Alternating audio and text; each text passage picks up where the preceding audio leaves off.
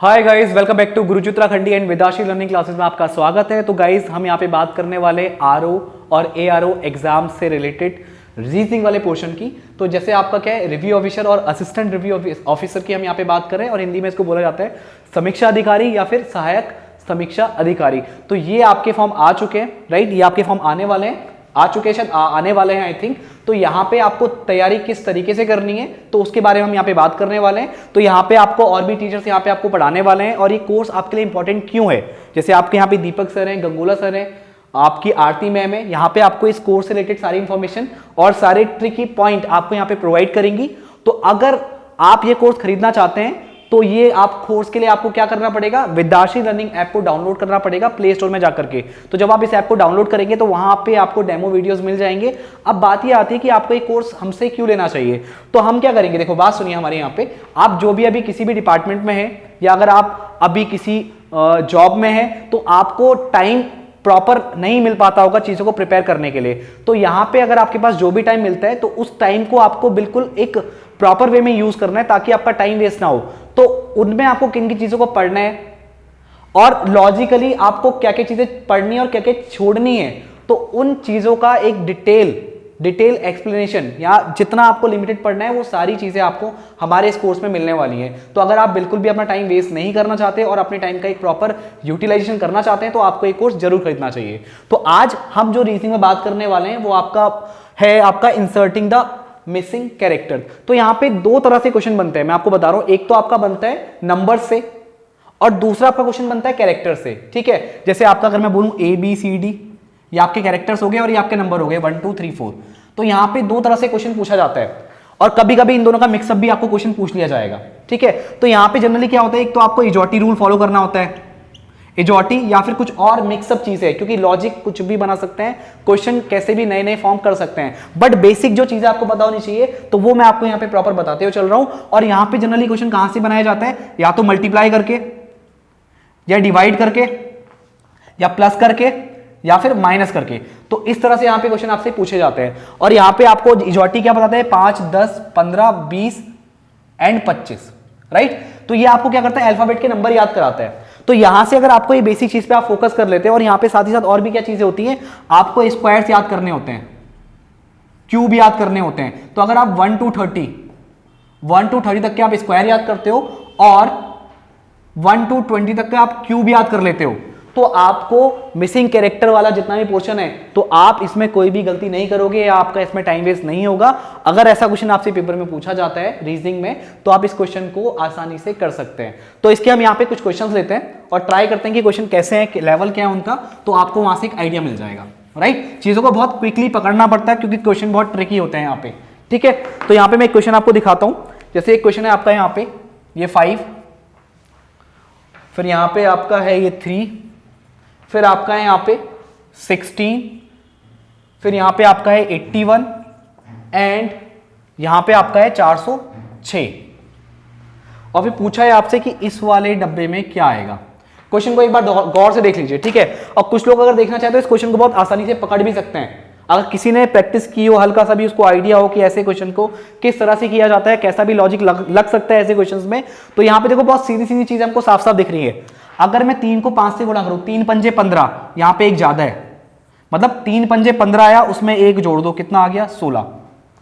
अब 16 को 5 से गुणा करो, 16 पंजे 80 प्लस 1 कर दो तो कितना हो जाएगा 80 प्लस 1 यानी कि 81। बस पता लग गया, आप सोच रहे ही नहीं है। 81 को 5 से गुणा करोगे तो कितना आएगा 405 प्लस 1 कर दो तो 406।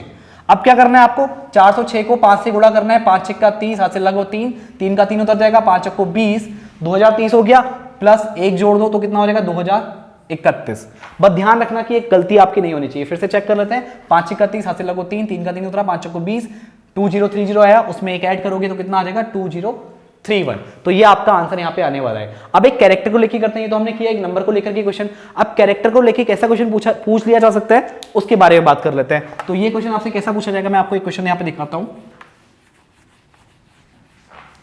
यहाँ पे अगर मैं आपको एक क्वेश्चन दिखाऊं, अब आपको मान लीजिए डब्बा दे दिया, राइट, और इसमें आपके कुछ नंबर यहाँ पे दिए हैं आपको कुछ इस फॉर्मेट में, ठीक है। एक आपको क्या दे दिया, स्क्वायर की फॉर्म दे दी, उसके अंदर 9 स्क्वायर्स हैं और यहाँ पे आपका है 3C, फिर है आपका 2b, फिर कितना है आपका 4a, राइट, ये आपका 27a, फिर आपका कितना है क्वेश्चन मार्क, फिर आपका है 64b, फिर आपका कितना है यहाँ पे 9c, फिर 4a, एंड उसके बाद है आपका 16b।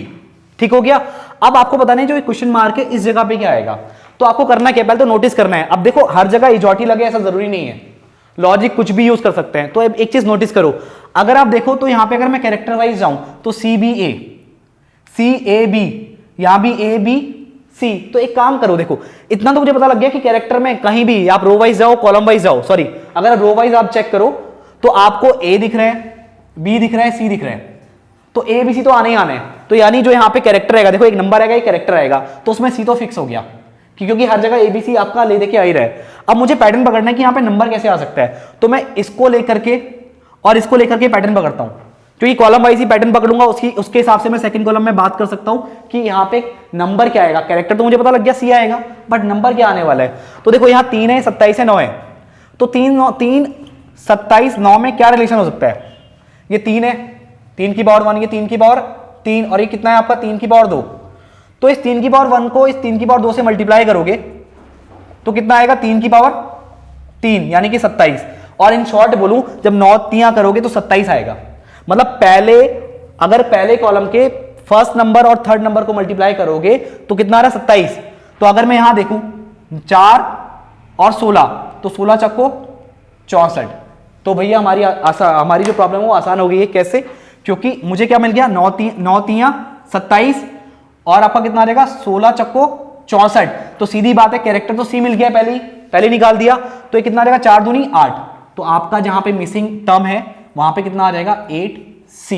तो कैरेक्टर में इस टाइप के क्वेश्चन आपको देखने को मिल सकते हैं। हालांकि कैरेक्टर का क्वेश्चन नहीं था सर डायरेक्टली, इसमें कैरेक्टर और लेटर को मिक्स किया गया है, मतलब नंबर को और कैरेक्टर को मिक्स किया गया है। तो आपसे इंडिविजुअल क्वेश्चन भी पूछे जा सकते हैं, सेपरेट भी पूछे सकते हैं, और दोनों को मतलब इंडिविजुअल पूछे सेपरेट पूछे बात एक ही है, और आपका मिक्स करके भी आपको यहाँ पे क्वेश्चन दे सकता है। तो यहाँ पे हमने जो आपका इंसर्टिंग द मिसिंग कैरेक्टर है उसका एक बेसिक फॉर्म डिस्कस किया है। क्वेश्चन हालांकि बहुत बनते हैं, तो बस वही है कि आप नंबर्स में स्क्वायर्स और क्यूब एटलीस्ट 30 तक के स्क्वायर आप याद रखें, और आप क्यूब 20 तक का क्यूब जरूर याद कर ले 1 से। तो वहां पे क्या होता है जब आप नंबर देखोगे ना तो नंबर को देख के पहचानने में आता है कि ये इसका स्क्वायर है, ये इसका क्यूब है, तो वहां से चीजें आसान हो जाती हैं। और यहाँ पे मैंने आपको इजॉटी वाला फंडा बताया, और इसमें 1-2 चीजें और हैं। तो जब आप यहाँ पे वेदाशी लर्निंग ऐप को डाउनलोड करेंगे तो वहां पे आपको और भी डेमो लेक्चर्स यहाँ पे दिख जाएंगे। तो गाइस अब मिलेंगे हम नेक्स्ट लेक्चर में। आज के इस लेक्चर में इतना ही। Thank you.